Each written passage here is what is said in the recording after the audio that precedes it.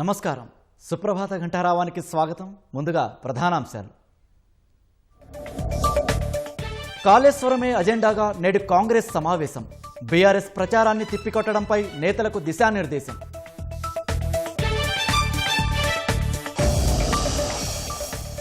ధరణి అక్రమాలపై కదులుతున్న డొంక, అనుమానితులకు నోటీసులు, బినామీలపై నజర్.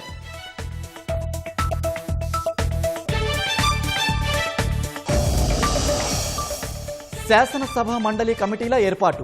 విద్వేషపూరిత ప్రసంగాల బిల్లు చైర్మన్గా పొన్నం ప్రభాకర్.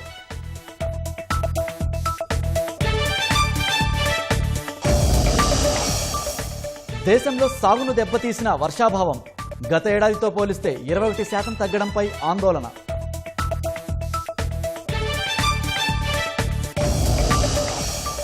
వర్ష బీభత్సంతో మహారాష్ట్ర అతలాకుతలం. పూణేలో కొండ చర్యలు విరిగిపడి 4 మృతి.